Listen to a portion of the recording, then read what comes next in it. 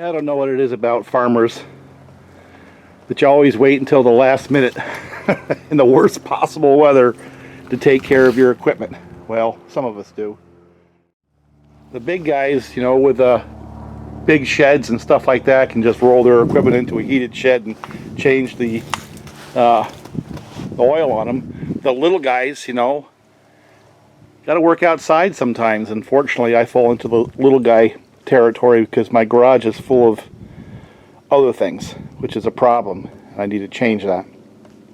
That's my woe is me moment, right? I've got these old tractors I have to maintain and change oil, and today is a day where there's sunshine. And we're going to go into another heavy weather pattern, so I figured maybe I better just start changing oil now. Put in the, you know, the antifreeze for the fuel and stuff like that. Make sure it's all ready before the big snows hit again. And who knows, maybe I can go drag a couple of logs and make a few bucks to pay for all this stuff, you know, before the weather hits next week. We will see. But you know, the one thing over the years has changed is the places you go to get stuff.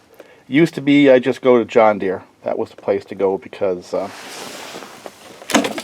the John Deere labeled parts were always OEM a little bit better and stuff like that. In recent years, I've kind of discovered that that's not necessarily the case. It's just a John Deere box over parts sourced from the same places everybody else in the planet sources them from, and there's really no big gain in a lot of the maintenance stuff, the oils and the filters and things like that. So I went back and started looking around for different sources, and I ran back into these guys. Did this once before. Tractor Supply, and their Country Line brand. That's theirs. And went into where the oil filters and oil was and didn't find anything. Went over to the tractor section where they have more tractor specific things, and guess what? I found this. It says for a John Deere.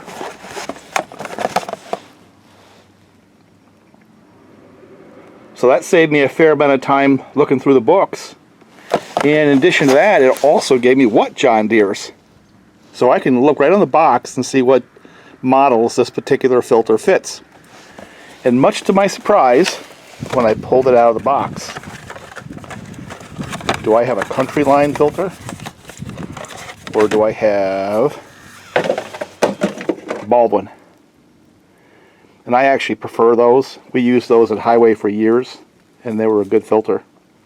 So the Country Line brand is wrapping their boxes around what I'm finding is ever better products, you know, this being one. I found that with the chains. For whatever reason, their darn chains for the homeowner saws work as good as the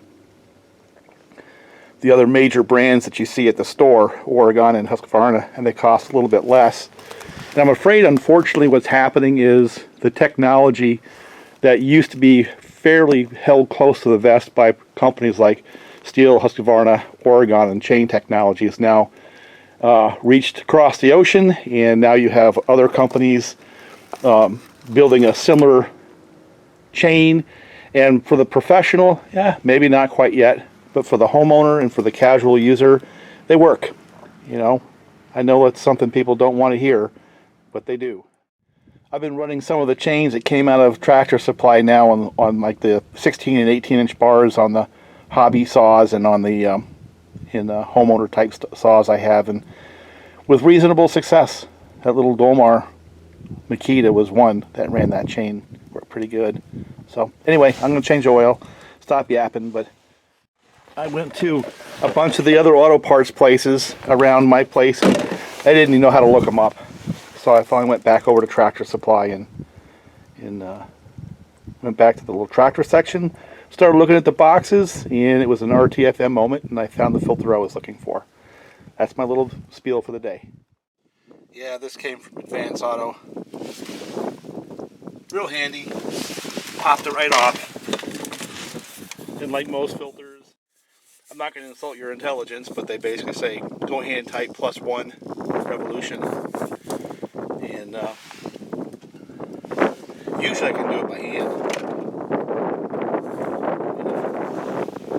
So anyway, let's get the oil out of here. That's about all it is. I've always used Rotella T, always have.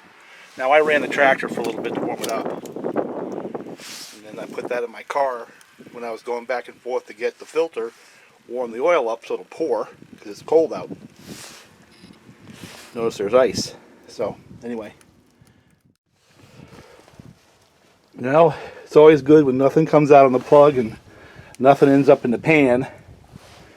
That stuff came out like water though, so it was time to change it. Of course I had it running for about a half hour before I did that.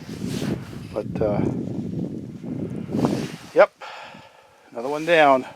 Load it up and get to the woods. This is one of the other things I've tried with some level of success, I guess. And that's a remote controlled switch that you plug in here. And you got a few options, like obviously off, on, but then you can do it by whether or not it's dark. For example, if you put it on that one right there, basically what happens is the light sensor says when it's dark, it turns it on. So if you have it on that, when you wake up in the morning after a night, your tractor is warm. And then you have these other settings right here for like 2 hours, 4 hours, 6 hours, stuff like that. So, I don't know, it worked.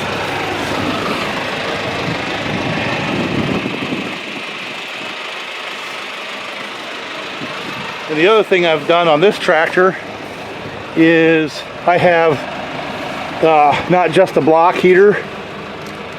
You know, this goes to the block heater right here. I replaced that a couple years back. But I put a trickle charge on it too. Right there. Have it at like 4 amps. And basically I have it plugged in right there. And then if I plug this into the heater, both charging the battery a little bit, warming it up, plus the block. So, little details. Well, the sun's going down. I spent most of the day doing prep work, you know. And I got some of the tops here that I can clean up a little bit. And a couple of those would be like grade 2 logs. I could probably pull them out and get them sold. And but I've got to clean up a bunch of that top there, because one of the trees I wanted to take was that one right there.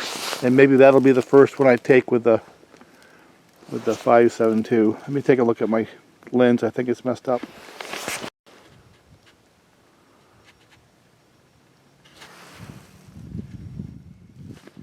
It doesn't look messed up, but the screen looks kind of faded. So I'm not sure how much of this I'm going to get, but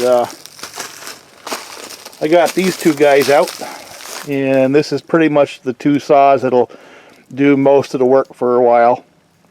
I'm going to put the blue saws away and get back to doing these, you know. They proved themselves. I mean, the 288 was a little bit of a disappointment, I guess, but the 395 was a spectacular success based on the fact that I was able to do the bulk of the last season's logging with that saw, and it didn't miss a beat. You know, I'm not going to dwell on it because I want to get back to the 500 series saws, you know. The place I want to go this year is building those.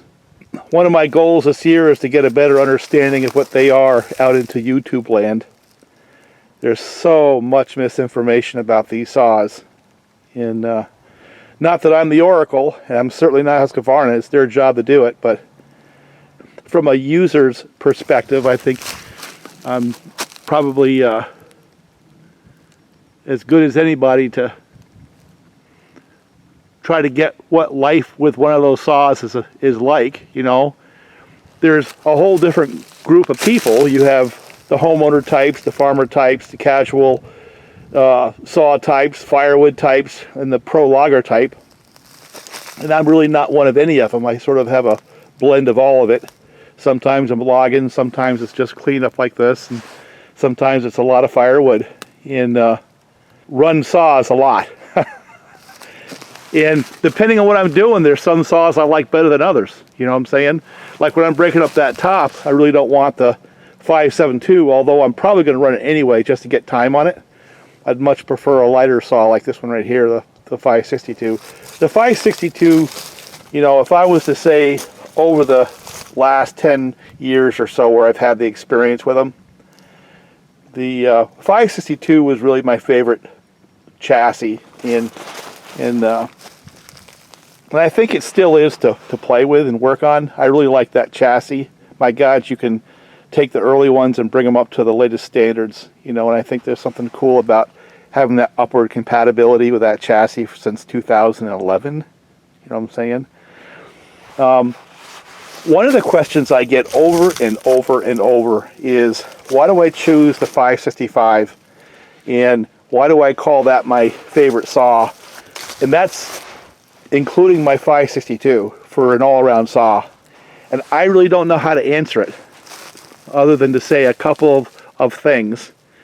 It's got this balance of things. It's not the most powerful by any stretch. You know, it's not the coolest looking by any stretch. It's stock. But it has a couple of characteristics which I find endearing, and it's the blend of a whole bunch of little things added up that make me choose that saw right now of all the saws in my inventory as my best all-around saw. I mean, next year maybe the 572 earns that spot, but to this point in time it hasn't. And there's a couple of things that bring it to the top, and I'm not quite sure how yet to quantify it. I'm trying. One is the way it delivers the power, and it pulls a 28 pretty easily. I've demonstrated that last year quite a bit, and it's not quite as snappy as the 572. I didn't expect it to be. It's not even as snappy as my 562 hot rod saws, but it's snappy enough. It has enough power. It pulls well enough. And the kind of things that move it to the top is the blend of all those running characteristics with a couple of more. One, it's just really smooth. And to this point, smoother than my 572, although it shouldn't be because it's the same basic bottom end in piston. And another thing is it is very fuel efficient. I mean, really, really fuel efficient. And I'm not quite sure why. It could be just that particular saw, but I don't have enough time on this 572 to say whether or not that one is a match of the 565 yet. I don't know. It might be, but to this point in time, my impressions on the 565 are it's probably the most fuel efficient saw in that weight class and power class that I own, including that saw. And there's another one. There's another really subtle thing, and you're not going to see it in cookie cuts and in oratory explanations, nothing like that. But if you go back and watch where I was doing a lot of the bore cutting on the big trees, the ash trees and stuff like that, a lot of times I'll go in there and have the bar stuck all the way through that tree, and then I get off the throttle, get up, walk around, and then I get back down into the tree and hit the throttle and start going again. Number one, it doesn't stall. I've never had that saw stall on me in those compromised type positions. And number two is as soon as I jump on the throttle, it starts cutting. There's no bog, it just goes. Now, to this point in time, the only saw that I've got that really is strong that way, right off idle, is the 395, which it should be because it's a big saw. And I believe one of my hot rod 372s.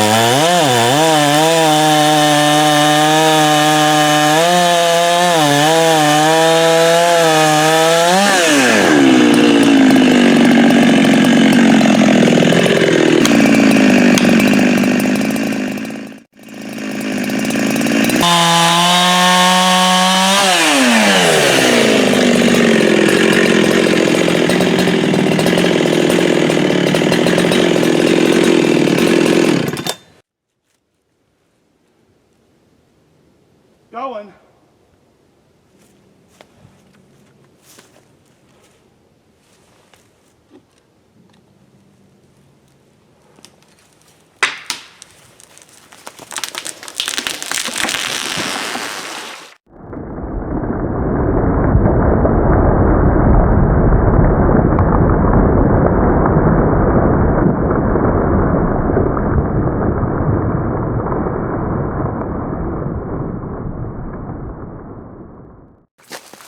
But that saw's not yet. Maybe it'll grow into that. And you can see that sometimes when I was doing the noodling. The bar would be down in the slot, I'd jump on the throttle and just go bah, just a little bit. Now I think when I bring that from an 8-pin to a 7-pin, it may solve that bog. It just might simply be the gearing, you know, the long bar and the gearing. That's what I hope it is. But to this point in time, the 565, get up, walk around, get back down, jump on the throttle, bam, it's right there.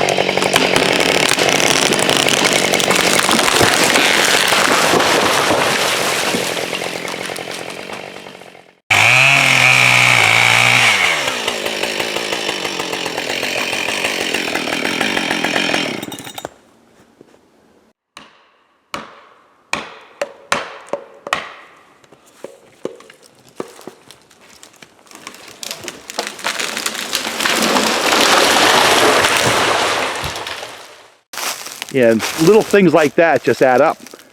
Not to say that I can't get it with the other saws, but what I am saying, it is that way with that particular saw. It's those things that added up to make me, to this point in time, still pick the 565 as my favorite saw to go to work with. And, you know, what'll happen is if it's a storm, blow down, have to throw something in the truck, or I'm a little time pressured, and I don't have a saw, you know, a project saw all ready to go, I always go back to that saw and have for the last year and a half since I've owned it. So that'll change. Every year we have this little conversation. But I'm liking the 572, don't get me wrong, but it hasn't pushed the 565 off that pedestal just yet. Now remember, like I said, sometimes it's just about saw setup. I go and put the 7-pin on it. It might be able to get it started a little better because of the 7-pin versus the 8. You know, when it's idling and the chain stopped and I jump back on the throttle. Maybe it'll be there. We'll see. Maybe this time next year I'll be saying, hey, that's the saw, right? But right now it isn't. And we'll see how much of that we got. But there we go. A little saw noise.